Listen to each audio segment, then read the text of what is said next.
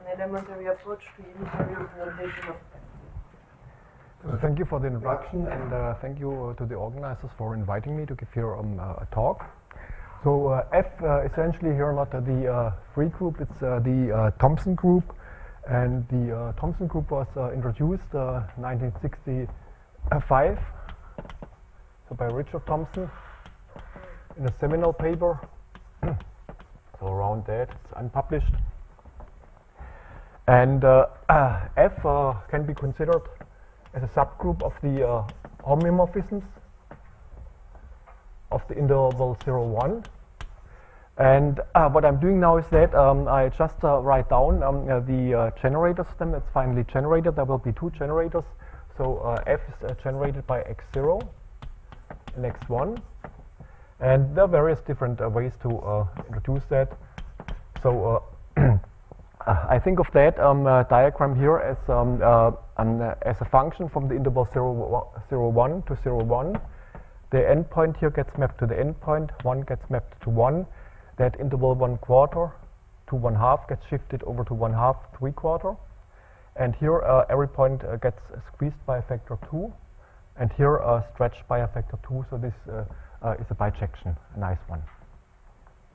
So just the middle interval gets shifted over here. And points on that intervals get half. So let's say this point here would go in the middle point here. Now the next one, that's the generator x1. That's the same diagram as here, but on the interval 0 to 1/2, this function acts as the identity. And then everything what happened here, if you squish that together by a factor 2, and put it into that box, then the same happens. So that interval from 3/4 here, that's 5/8, gets shifted, and the rest gets again squished here and here by scaled by a factor 2. I should make one remark here. I have a different convention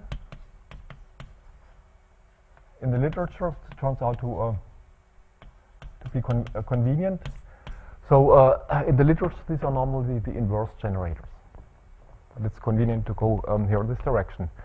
So of course, what one can also do is that one can write down relations, which look a little bit more complicated for F such that it's, this group is generated to go more this way. But there's also a very nice presentation where one has infinitely many. So presentation by infinitely many generators, and then they satisfy the relations x, k, n, and we will meet them several times, xn plus 1, xk. So whenever 0 is smaller or equal to k, is smaller or equal to n. So that would be an alternative way to introduce the group. It's clear x0 and x1 as here, and then one sees, okay, already xn plus 1, if this is a group, I can take the inverse of that. This means if I know x0 and x1, I can generate x2 and x3 and so on from these relations. Okay. Now, I don't want to go too much into details about the Thompson group, but it's an interesting object or group for the following reason. So at first place, Thompson introduced it as a candidate to look at the von Neumann conjecture. The next one is, well, it's also heavily studied in geometric group theory because of the interesting geometric properties of the Cayley graph. So I'm not going this direction, but maybe some elementary or properties which are around. Excuse me, so he already showed in this letter to the architect that this doesn't contain every group? Yes. So these are the some of the properties. So first of all, if one looks at the commutator subgroup and looks at the abelianization, that is isomorphic to set 2. That's one thing, and the other one is that the F does not contain, let's do it like that, the free group into generators.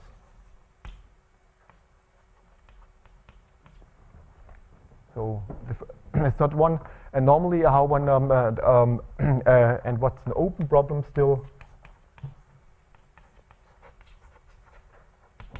is the issue about the amenability.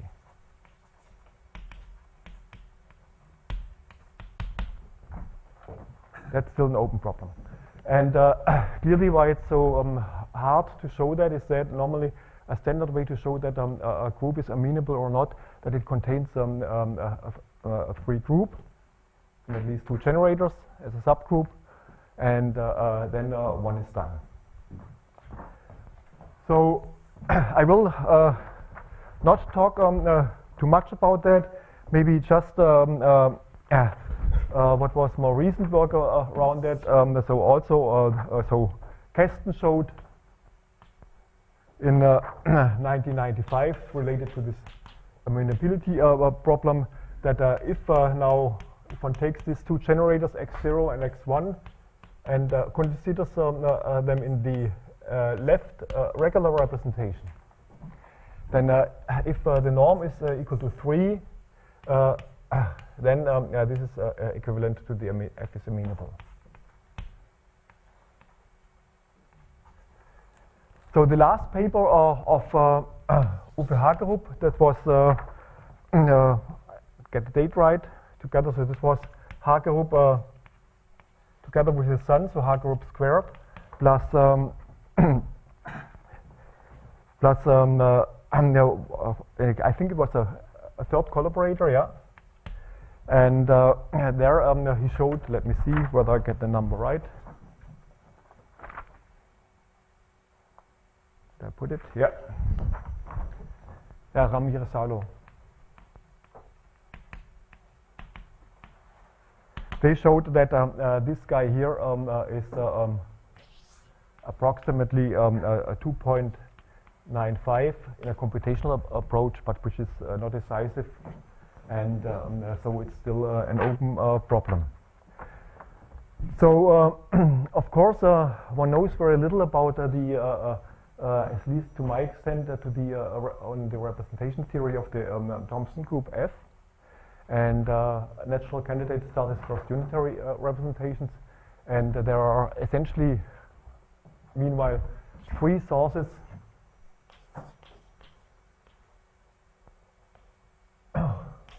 for unitary representations, the Thompson group. So the first one is the, let's call it the traditional approach.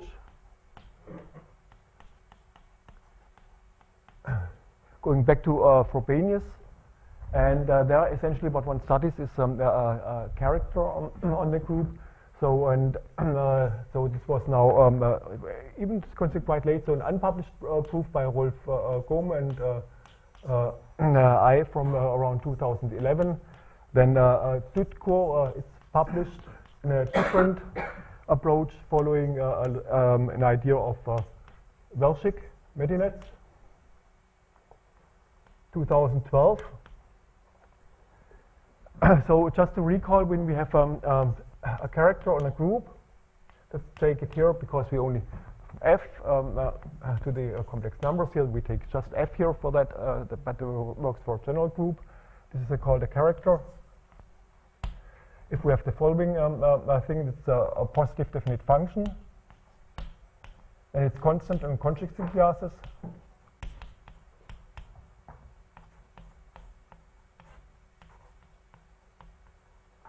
And we want to be normalized on the group identity.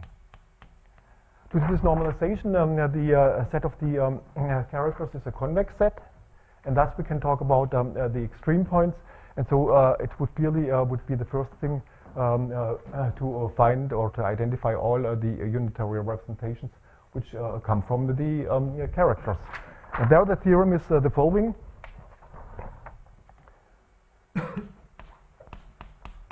One. So when we look at the extreme points of the characters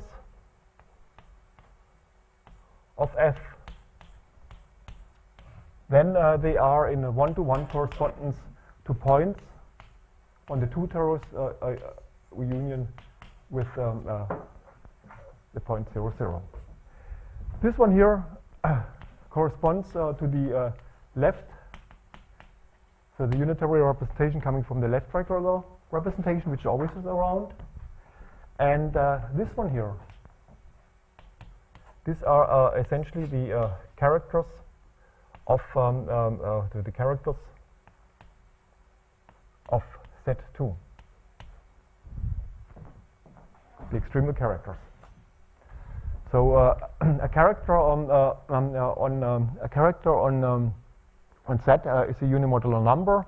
Extremum one means 1 point, and on the torus. And so we have set 2. This means we have to pick a point. Can pick a point on each of the two torus. This gives us a pair ST. And this is a little bit disappointing, because normally one would have hoped, or at least we had hoped, that the representations which emerge from the characters on the Thompson group is a very rich one. But one sees this one here is the left regular representation, and all those representations are one-dimensional representations. And well, how do they emerge? We have here the abelianization, which I've written down, and this means we take an epimorphism from the generator of the Thompson group onto the generators of set 2, and then we take an extremal character on set 2, and that gives us those. That's all, which is around. Okay, but there's a small consequence of that. I don't want to do the details. One can't solve the problem on the amenability, but now this might be more interesting now for people from C-star algebras. The following are now equivalent, that the Thompson group F is non-amenable with the second, the reduced group C-star algebra of F has a unique normalized trace.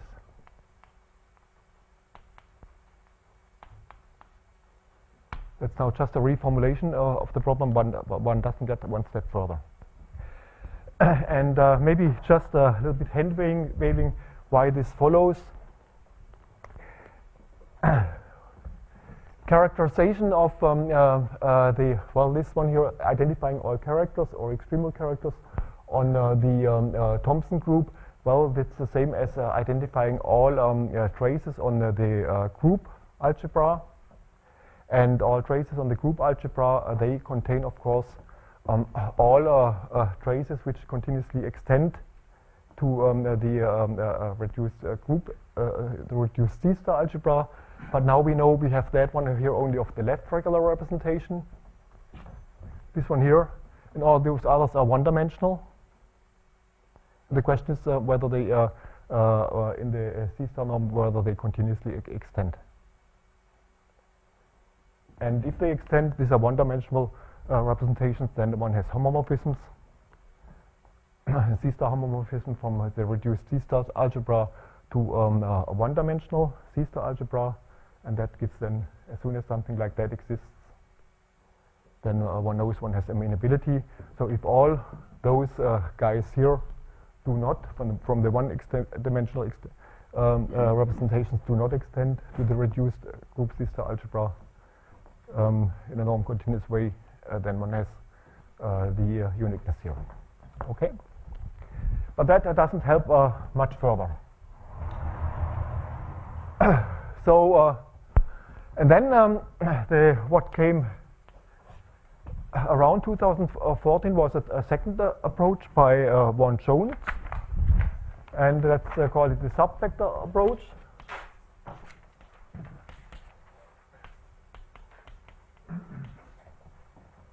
So Jones, that was December 2014, and what Gwion there asked or looked into is that, as he states in his preprint on the archive, in a naive approach, whether one can associate to each subvector an algebraic quantum field theory, and for that purpose he he did that construct these unitary representations of the Thompson group. And maybe one could state that outcome of that is theorem 3, so Jones,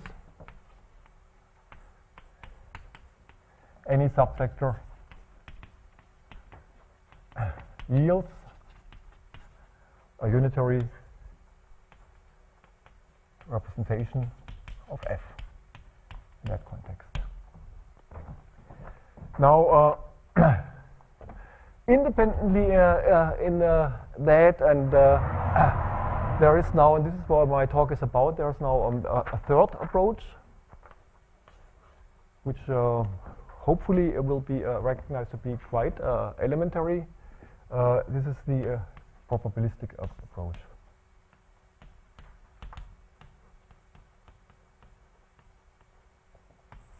So that's Terra Nova. In a sense, so far there had been not on the map at all that there's a connection, a deeper one with probability theory and the representation theory of the Thompson group. And I just stated here as a theorem to see a little bit in which direction we walk. So this is in parts joint work with Rolf Gohm, Gwion Evans, Rajarama, and Steve Wills from UCC. And one could state it like that as a theorem 4. Every stationary Markov chain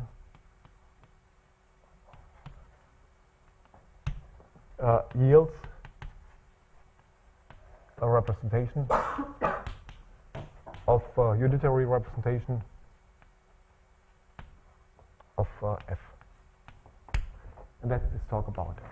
And this one here, I did it in the, this is valid in the classical setting, which is not known, but this also extends to a suitable framework, operator algebra framework of noncommutative stationary Markov chains and shifts.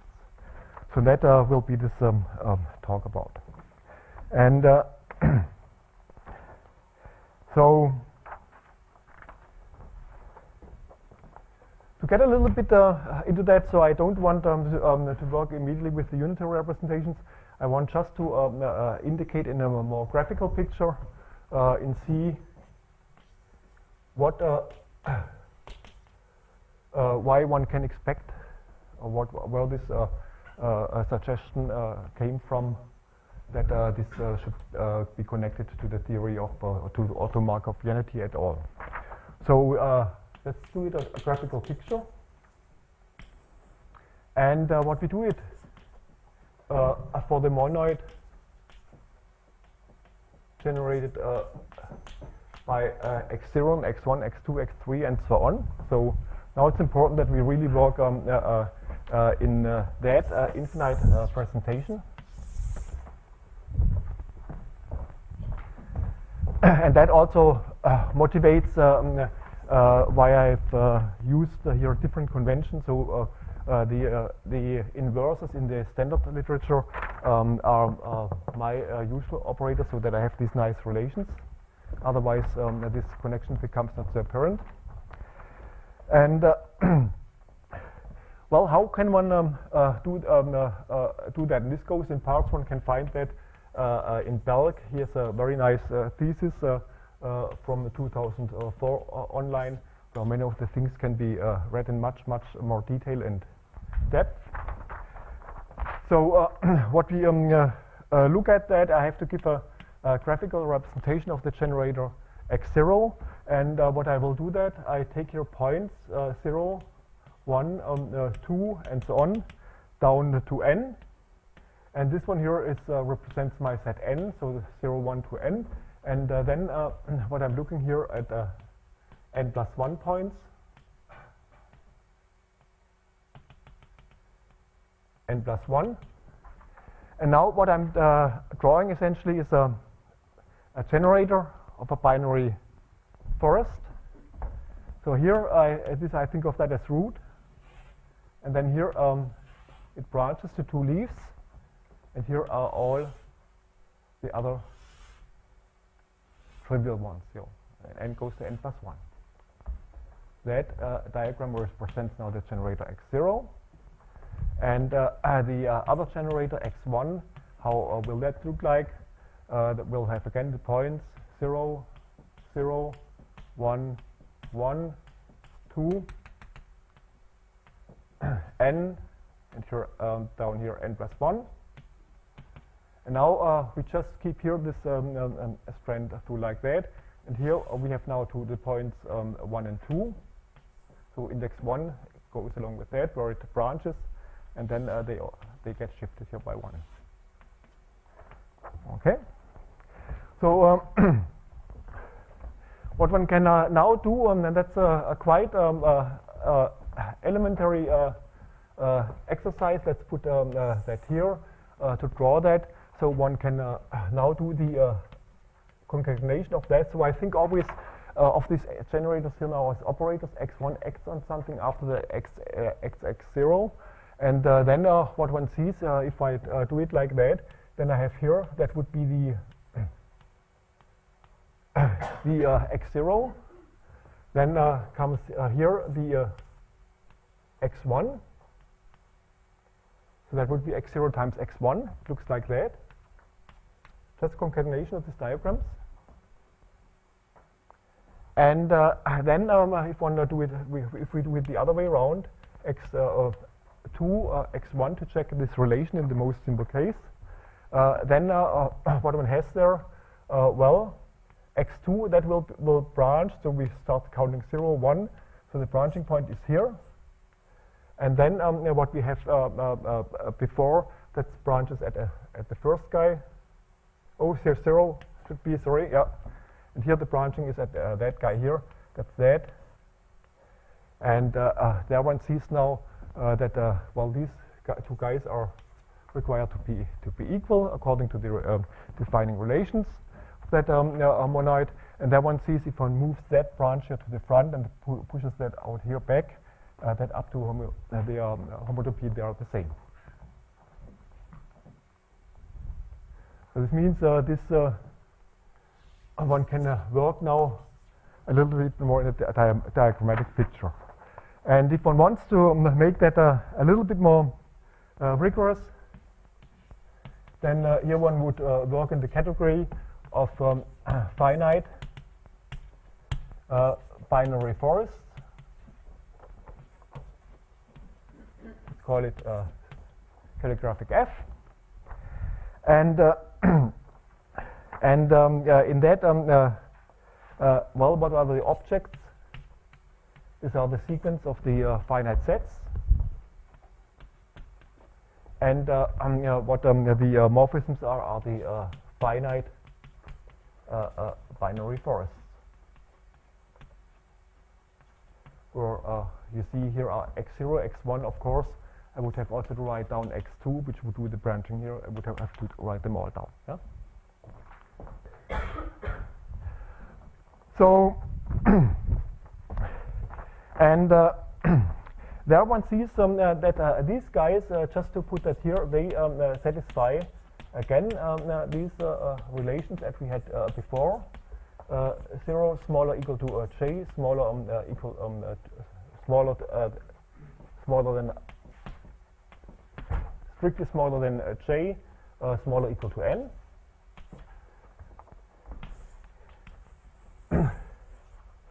And that connects now to that, and actually that was pointed out to us that there should be a relation independently, or could be a relation independently by Pierre de la Harpe and Uwe Hagerup, so independently, because we wanted to understand the following: what Rolf and Gwion, so Rolf Gohm and Gwion Evans, what we had done.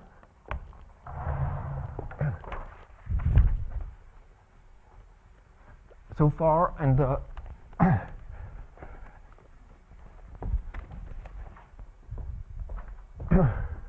coming from distributional symmetries in non-commutative probability theory. What we had considered there are semi-cosimplicial category delta S. So that will come much more in detail in the consecutive talk of Rolf. So I will be here only very brief. And here again, what one has as the objects, these are this sequence of finite sets. But now instead of having as morphisms finite binary forests, here the morphisms are the increasing functions. So the diagrams look quite similar. I just draw on the delta I here. So what we have here is that at the, if this is the 0, 0, this is the ith strand and this is the ith minus 1 strand, then this one here goes straight through. Nothing happens up to that. And then this one here, up here, it gets shifted and here's created a hole. So the ith point here is missed. And here is n plus 1. So that's a cophase map. And if one looks at the relations what these cophase maps satisfy, they are as the relations of the Thompson monoid, but there's one caveat.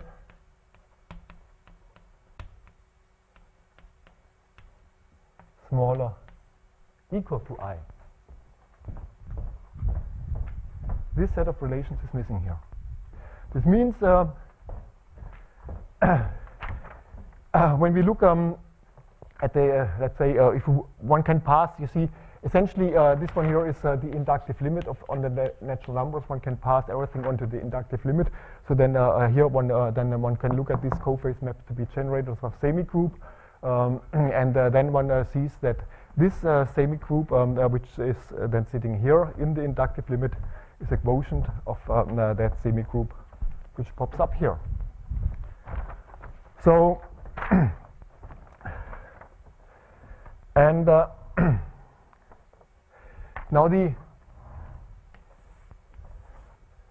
what we now knew, and there I'm picking now, so this published, it's on the archive with a paper on that already, and already accepted in the Rocky Mountains Journal. So what we have there essentially is that when we take from this semi-cosimplicial category a covariant functor in the category of non-commutative probability spaces. So you may think here the best situation is that for Neumann algebras with faithful normal states are the objects, and unital completely positive maps state preserving, these are the morphisms. If we take that, then what one sees that these cophase identities star, which are sitting here, that so this is the result of Gwion, Rolf, and myself, 2015, that they translate into spreadability. And spreadability, this is a distributional symmetry as exchangeability, and what one there one has by my 2010 paper on the non-commutative definiti, that this corresponds then to non-commutative Bernoulli shifts. Caveat is, well, what's the notion of underlying independence? So this is commuting squares.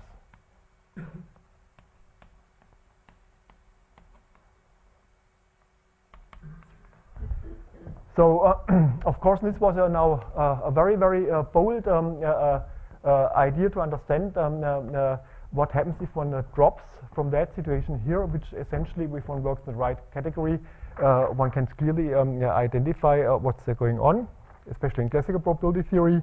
Dropping one set of relations should bring us into a larger class of stochastic processes. And this larger class, this is not only wishful thinking, that turns out to be the case one lands in the class of a certain class of stationary Markov processes, even in an operator algebraic setting. So, so let's put that as to fix that at the board as a key idea.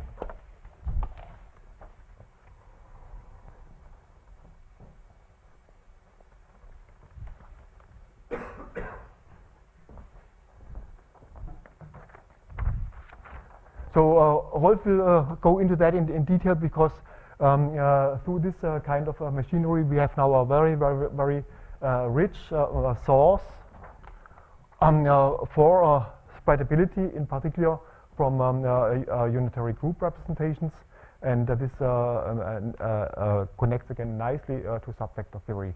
But we don't know the details whether that approach now here, which I continue to show, produces the same class of unitary representations, or even a larger one, or there might be intersection than that what Gwion produced through his construction. So the key idea,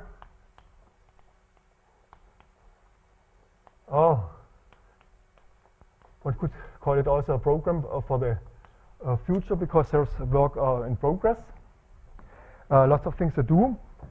So now, just looking at that situation, we want now to start with the different category where the objects are the same, but now we have the binary forest. So we are here, and now we take here again a covariant functor into the category of non-commutative probability spaces. And then essentially the idea is that when we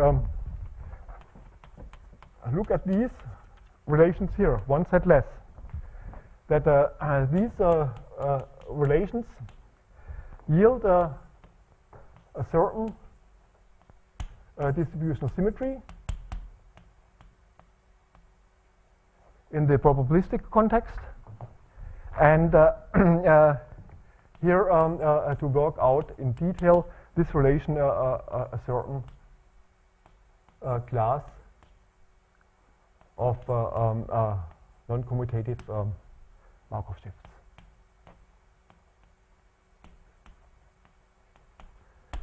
And one should be a little bit aware there's nothing around in the literature in this direction, and just as a remark here to see what the problem is around, there's a nice work of Diaconis and Friedman from 1980. So in classical probability theory, it's called Stefanetti theorems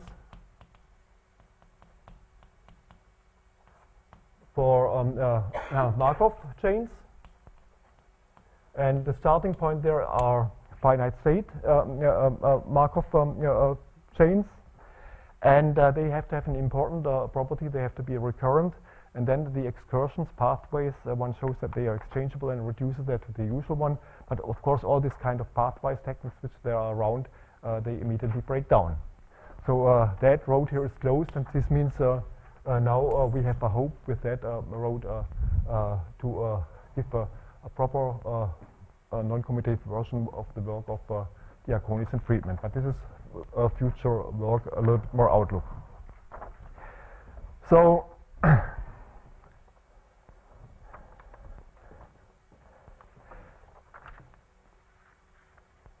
what I want before going to the next step in the construction, I want to so we see already here how these relations look. We have these generators here, and now what we can do essentially is a composition.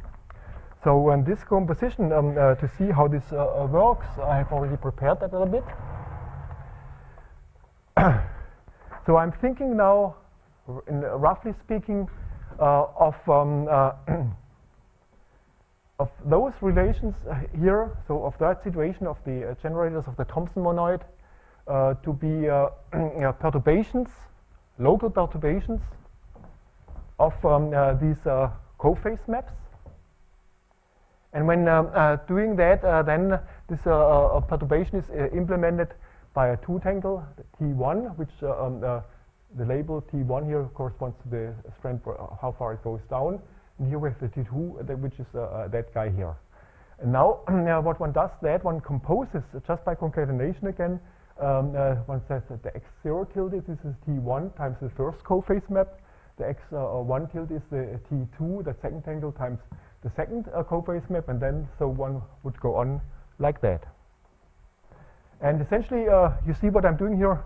I'm doing a low technical approach, because clearly here I would have to work that one could work that out fully in the context of operands, but this one here not functions. But now I'm doing that, building a situation like that with more detailed structures by concatenating these cophase maps with two tangles. And then one sees this part which stands here. That's the x1 tilde. We see first this cophase map, the second one here, which misses that point here. And then we now concatenate that two tangle at that position here. And here, the other generator, we have that, again, the first cophase map here, which misses the first point. And then we concatenate that two tangle. The same thing when we draw that side. Then we see, okay, here we have the first cophase map, then the first two tangle, and then we have to take the third cophase map. So that misses the third point, and to concatenate with this tangle here. And again, moving around, one sees that these two pictures coincide. This means here one has can show now that all these guys satisfy these relations, and in a similar manner along the same lines that I x j tilde, so the xi tilde, let's do it like that, satisfy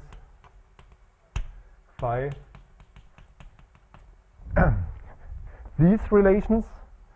But in general, the last relation here, and which is also the case if I is equal to j, that fails due to this local perturbation. Now, from the probabilistic point of view, one sees there what's going on. If one knows that these guys here implement Bernoulli shifts, they do the shifting, then this one here one would interpret of coupling the noise to a system, and everything is done in a manner that they never come back principal whole, so that one has the Markovianity. It's already encoded in these pictures there. So what one also sees that how much freedom does one have. So here, if I put here some operation u, and here some operation v, which may depend on the category one is working in, then it's clear that this one here will be again the u. But here I have no choice for the x2 tilde, so for the t3, this has to be the same operation v. And then what one sees, if one goes the next one down, all these tangles which go further down, so this one here will be the u, this will be the v, and the t3 will run, also have the v, and so on. And then all this kind of relations holds. So up to that moment, within that matter makes sense, one is freely allowed to choose this u and that v. Okay. Now, the most simple construction can be done on sets.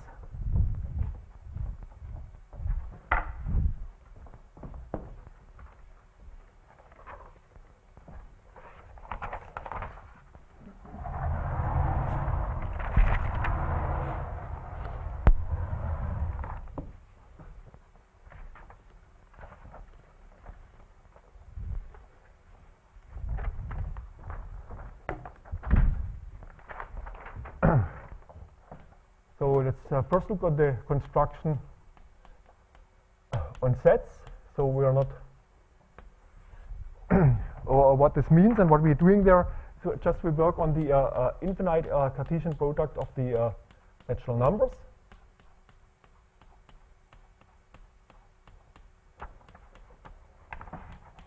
And so on. And so I'm writing now down the natural numbers on here's the 1, then here's the second one, 3. So this means this one here represents, and so on. This copy of n. Here we have this guy here represents that copy of n. Here the next one. And so on. And in this picture now we can clearly implement that on set what's going on. Let's first look what we take for these guys here. So maybe I take that one here, only that one here blue. So this is the, one could say, the one cophase map corresponds now to the one shift which starts shifting at the first component is the 0th first. That's how the 0th first second component. So starts shifting at the first. This means everything here is the usual shift going over here.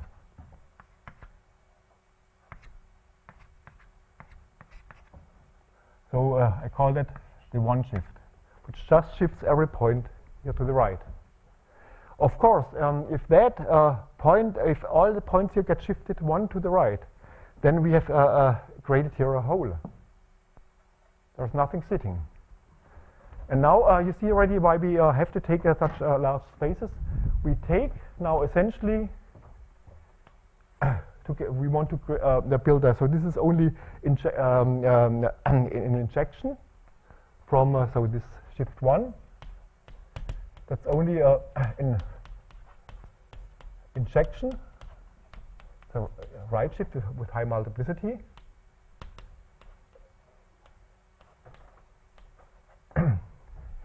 But we want to create a bijective map. And now what we're doing is the following. That's why we need infinitely many. We have here a copy of the natural number sitting. And now we have here as a target space N2. This means what we introduce now, a map which maps N onto, let's call that B1. So a bijective map which goes from the Cartesian product from N into the Cartesian product of N.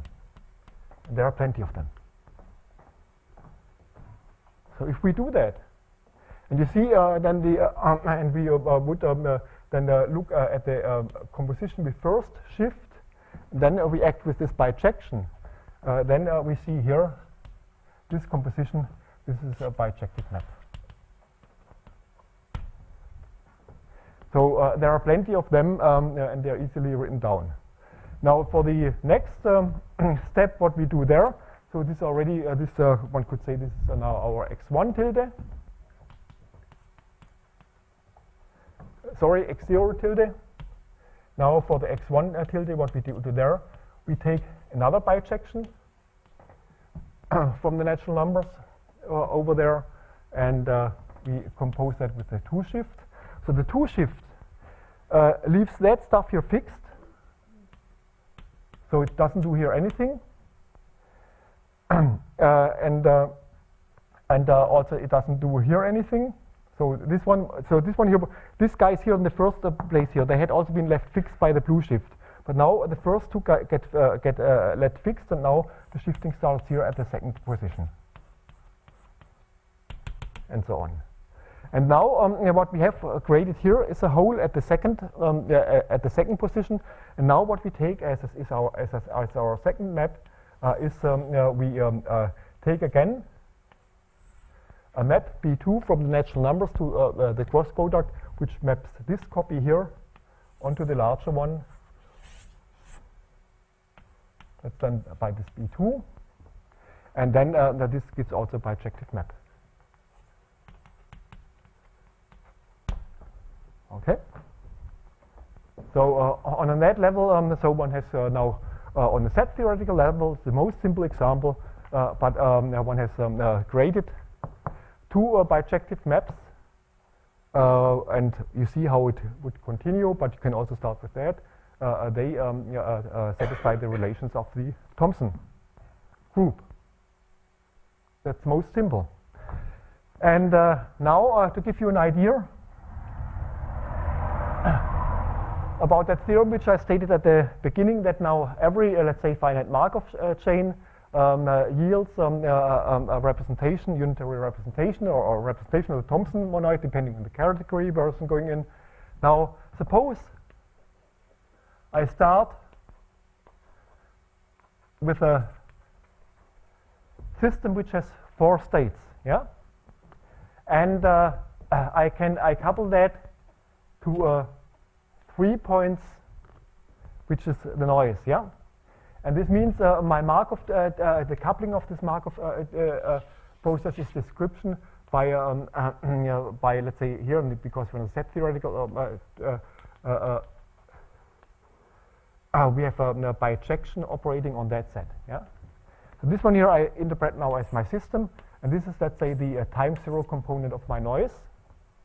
Then the only thing what I have to do is that, well, to implement the never come back principle, I have to take here the shift, and so like that, and to extend that to the context of the representation theory of the Thompson group, I have to extend also here to fill it up to the natural numbers, so that I can implement any bijection which leaves which on that set here, and I have a second component here, and that's essentially then the how one can produce from any finite state Markov chain a representation. Here I did in the sets, but it's now clear. So this one here, one sees already, first one shifts, then one rotates. Because one has shifted, all these points here move out, and whatever information they carry, because they get further shifted, this can never come back to the system. And so this implements then the semi-group properties later on, which one knows from Markov processes. So, and now if one has boiled everything down to that, then one sees already that here every station in Markov chain, one-sided, at least implements a representation of the Thompson group. Now, and that, if one has boiled it down to that level, then it's quite easy to see how one gets unitary representations.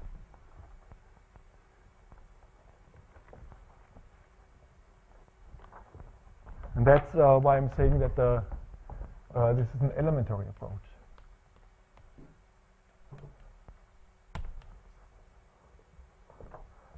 So on Hilbert spaces.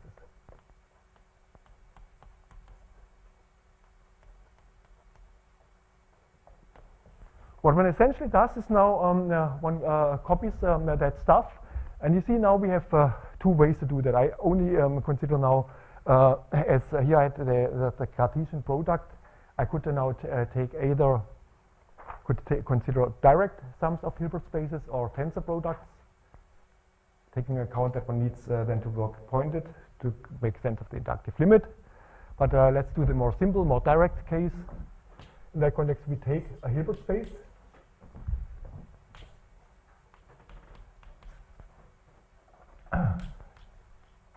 And which replaces now the natural numbers, and you see already the parallel over there. You can think of that, let's say, labels of a basis. That would already give the first examples. And now the only thing what one does there is that one has to introduce the shifts. So this partial shift of some element in that guy here, and so on. That should shift, do nothing at the beginning, and then start shifting at the kth position. We need that here only for k equal to 0 or 1 and 2. So, but these are these partial shifts, and these partial shifts here, they satisfy the relations of cophase maps. And then what one needs is 2 further ingredients. These are unitaries.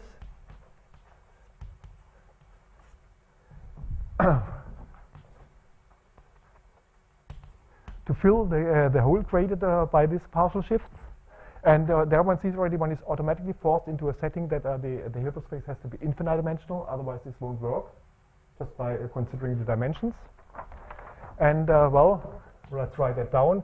Then one defines the U1 to be, well, which acts on x0, 0, x1, x2. So I have here a 0, not subs x2, x3, and so on. And this acts now as u x0 that fills the first two places, and then it's like that.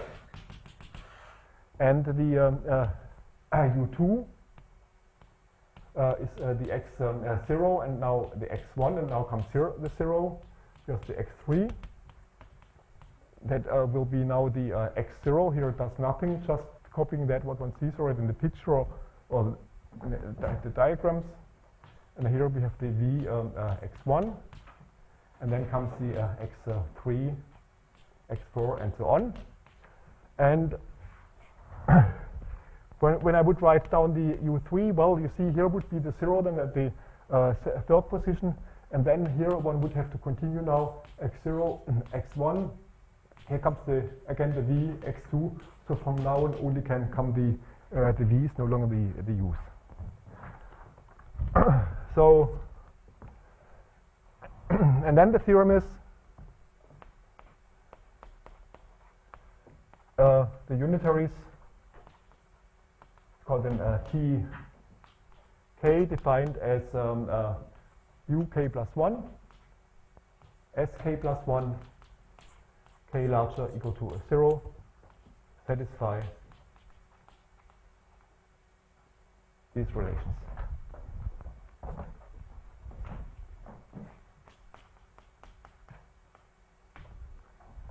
So one has found unitary representations.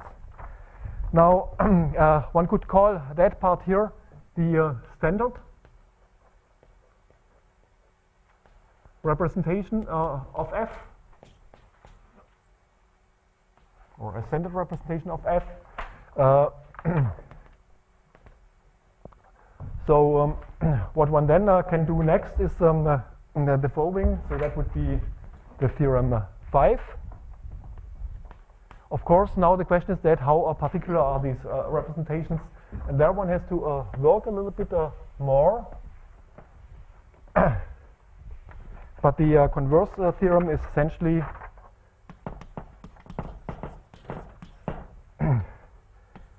let pi from f into some Hilbert space be a unitary representation, such that, well, now there are two conditions around. The first one is, but this is a minor restriction, that the fixed point space, yeah, is trivial.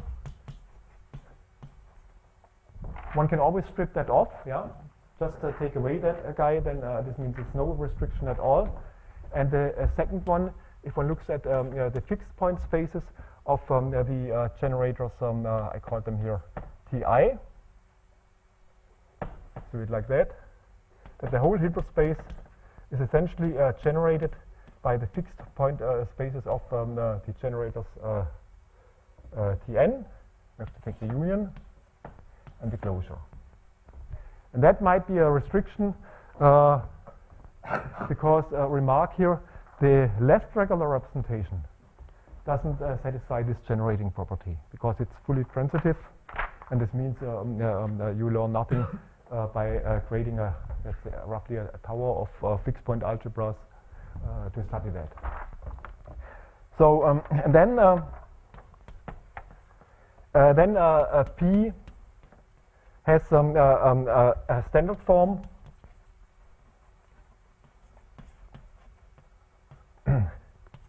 up to some modification of the shifts Sk.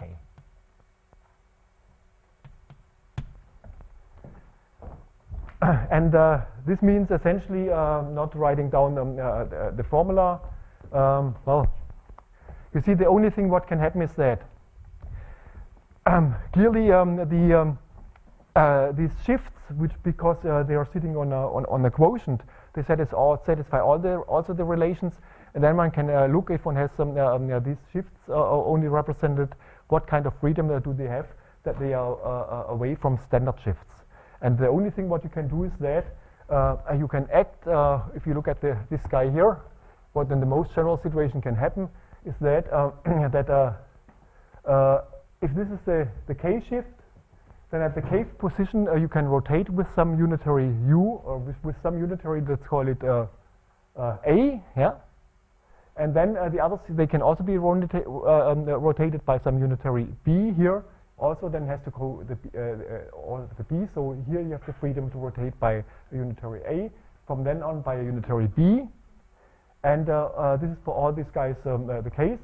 And this means what the future, it's work in progress, is now classify up to a suitable notion of conjugacy that these tuples u, v.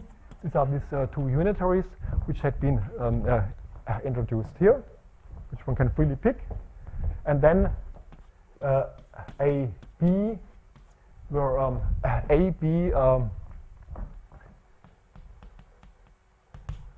unitaries,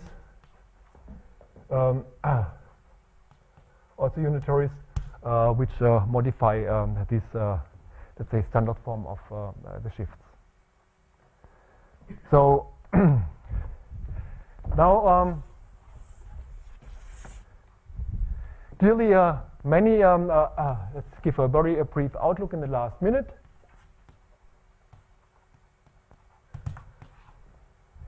One would say, well, that doesn't look too good because the left regular representation is not in this class, in that class. Keep in mind that when you do, for example, the representation theory of the infinite symmetric group, then in the direct approach, how to write one down, also the left regular is not contained in this infinite tensor product of matrices which one writes down. One has to carry out singular limits. So the question is here, is the left regular rep approximated by singular limits?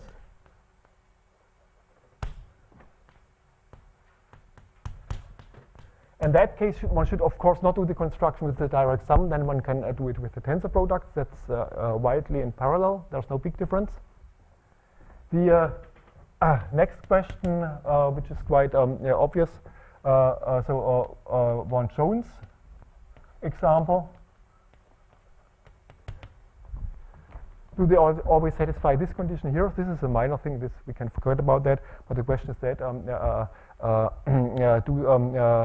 do Vaughan's examples which he has constructed have nicely increasing powers of fixed point algebras, or are they fully transitive? That's so far not known. And the next one, that's again clearly we have here two nice unitary operators. So what can a study? The C-star algebra generated, let's call them here T0, T1, and study the W-star algebra T0, T1. What can one tell about them? So I think this is a good place to stop. Thank you for your attention.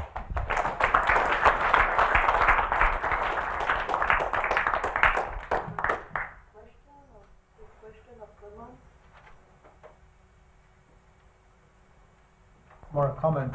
There's a class of unitary representations of the Thompson group that you didn't mention, which are constructed as follows. You embed the Thompson group inside the group of diffeomorphisms of a circle, and then you take the representation of that coming from conformal field theory, and the composite is, I mean, that's just it.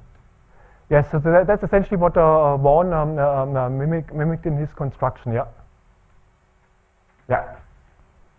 Sorry, I had not spelled that out, but that's essentially that area where the same idea where they come from. Maybe because we have out of time, we should the same process again.